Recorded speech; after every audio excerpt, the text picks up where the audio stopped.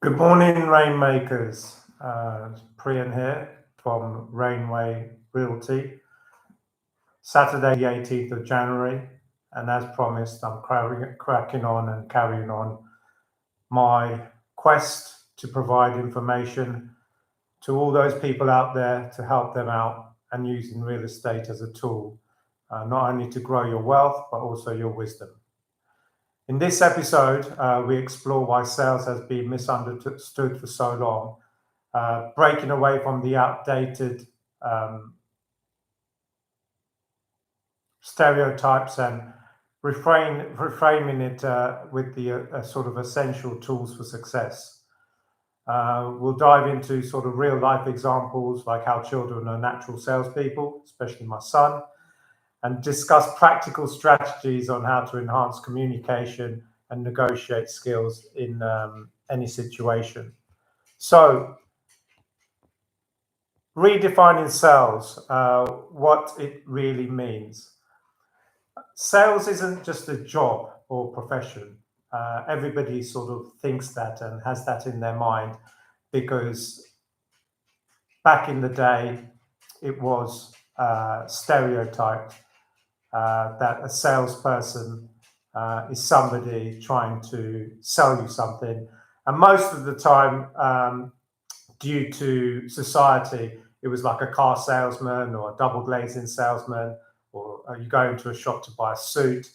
And the tactics that they used were sort of very aggressive, and sometimes you sort of came away with a negative perception, even if you purchased or didn't purchase, because you didn't feel connected and resonated with the process. Um, Sales is a life skill that everybody needs and ultimately has. So even without you sort of knowing you are a salesperson. Sales is about effective communication and sort of understanding and solving problems and not manipulate or put pressure on people. Well, that's the modern type of sales that people do. So, why is everybody in sales? You say, I'm not in sales, I'm a marketer. Or I'm not in sales, I'm just a coffee attendant. Well, I'm not in sales, I'm at university. So, to give you an example, just for, like in parenting, parenting is all about negotiating with your children. Children are the best salespeople that they are. You know, what kids do, because they're so neutral and also unbiased in the way they act, they're very genuine, very pure. They sort of think to themselves, well, I'm going to ask mum for a sweet in the morning. She says no. You know you're not allowed sweets in the morning. Why are you asking me? Then after breakfast, he says, can I have a sweet to go to school? No, you're not allowed a sweet to go to school because of the fact that you are not allowed to take sweets into school. Then he sort of goes, well, okay, if I can't take a sweet to school, can I have a sweet when I go home? So not only are they trying to close the sale there and then and get what they want, but they sort of think to themselves, well, I've got them to say no twice. Now, if I sort of say to them, okay, I'll take on board that you're not allowed to take sweets to school. Is it okay if I have a sweet when I come home after lunch? Now, being a parent, you've already said no twice. You don't want to seem like you're the big bad ogre of no, no, no, no, no. So you sort of eventually sort of give in and sort of think, okay, fair enough. You can have a sweet when you come home. Now,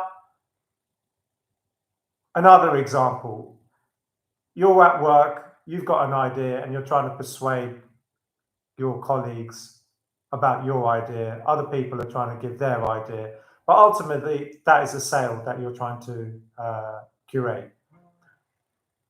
Our example today, I was having invited for a dinner. I've got a 40th birthday party. The birthday party goes on from 3 till 7. The dinner is at 8:30, but now being moved to 9:30.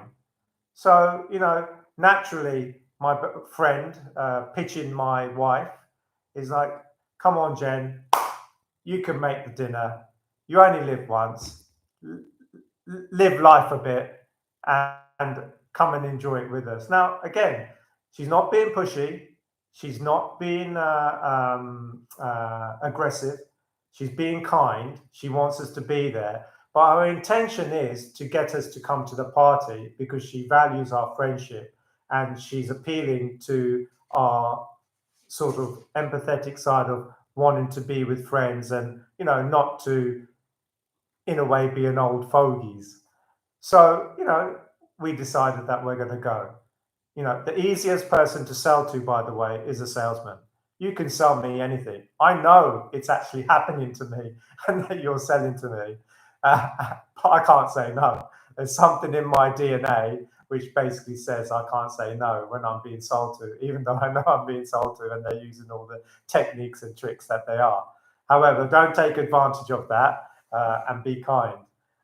So, as I said, sales is a process of communication, and you can see how my friend used the communication, not even verbally, through WhatsApp, in order to achieve an outcome which she wanted to achieve, double teamed with her husband on the other end in order to get us to come, but in a nice way. But again, it is a sale that they were carrying out. Now, what you can learn from children is their persistence and also their creativity, as I gave you the example about the sweets.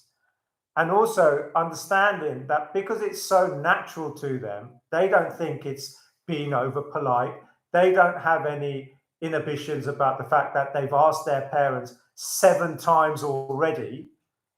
And you, for example, think, oh, I've asked my friend 7 times to go to dinner and they've said no. Don't give up. And it comes down to the same thing in terms of sales process in real estate. It's about a numbers game.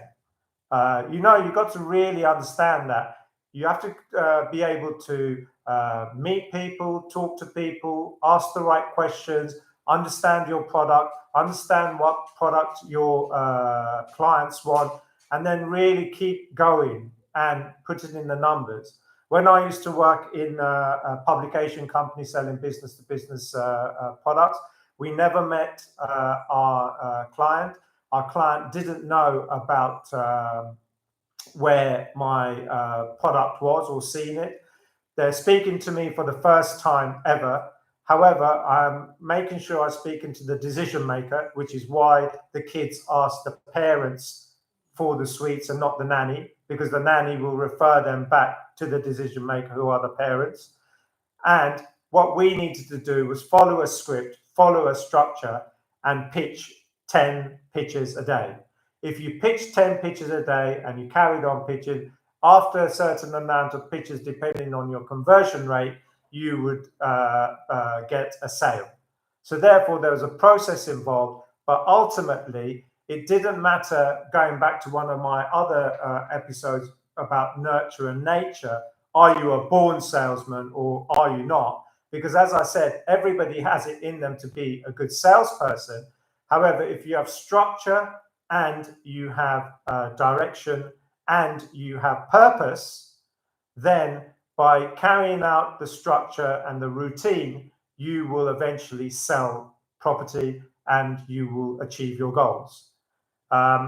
It is important, as I mentioned in another podcast, that the company you choose to do your career with, don't get fooled by the glitz and the glamour. Look for what you want. So if you want training, if you're new, make sure you look at the training and not the lights and the venue and what people have done before, but whether they are actually doing it.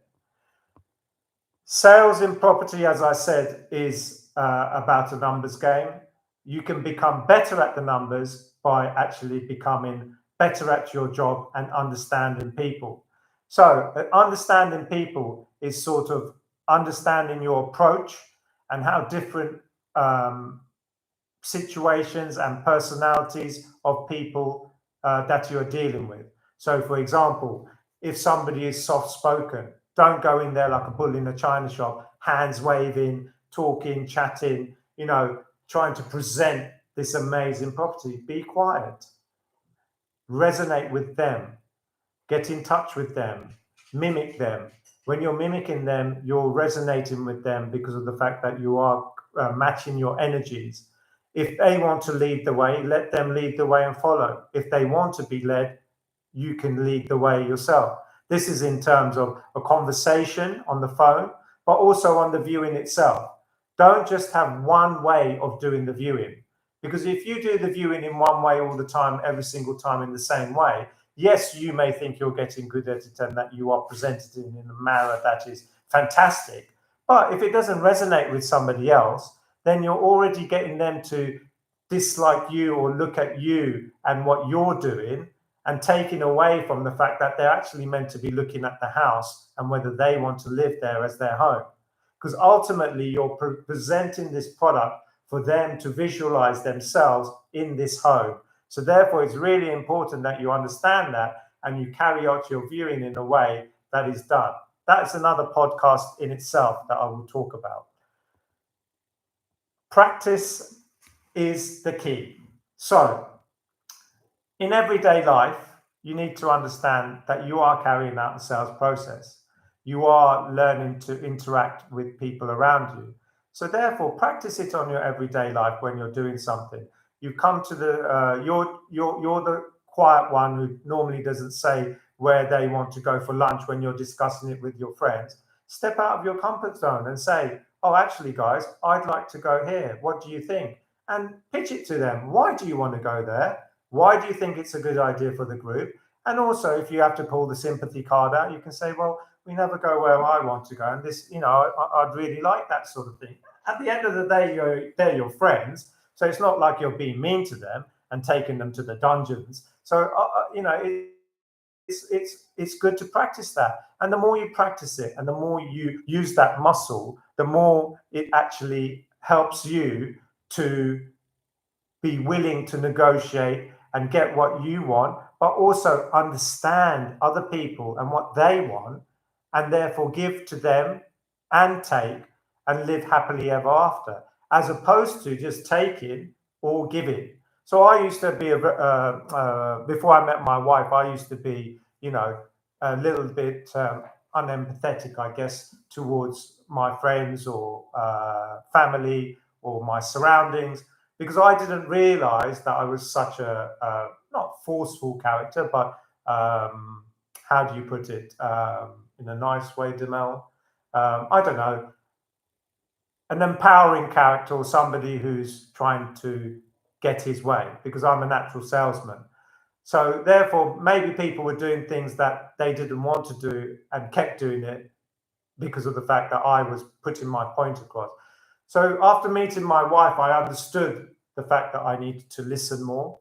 I needed to understand other people's feelings, and that it was okay not to put my scenario forward all the time and just to go with the flow of other people. And in a way, it's also relaxed me a lot because of the fact that I don't have to organize things. I don't like organizing things. I'd actually like to do things that other people have done. So it's made me calmer. It's made me understand people. Made me a better father, a better husband. And it's made me understand that it's not just about a one-way thing of being quiet, but also, on the other hand, not being too aggressive. So if you're the quiet type, try to be not more aggressive, but more assertive and talk and give your viewpoint, because other people would like to hear it and will go with it. And if you're too loud and too in people's face, turn it down a notch and work with the group and be more understanding. So to wrap up, the final thoughts is embrace sales as a life skill. It isn't something that you have or you don't have. We all use it every day. So just embrace it and understand it. Reframing the sales skills that you have and the communication you have in order to achieve what you want to achieve, but also in order to make other people happy. And also be empathetic and understand the process, so that just in life as a whole, you are somebody who's happy, who gives and takes. And if you do that, especially in real estate, from the moment you pick up the phone or meet somebody, you'll be much more successful in terms of closing a deal, because people will listen to you when you talk, and people will understand that you listen to them when they talk, and they will understand that you really listen to what their needs are, and that you're matching their needs towards what they want. And so therefore, when you advise them on a house or on a price, or you're guiding them, they will be more inclined to take in genuinely, with honesty, what you're saying, and you won't be fighting an uphill battle. This needs to be done from the very first moment your interaction starts, because otherwise, if you started halfway through the process, then you haven't built up the bond and the connection. I hope that all makes sense. I hope you enjoyed it. Thank you for listening, and I will speak to you all tomorrow.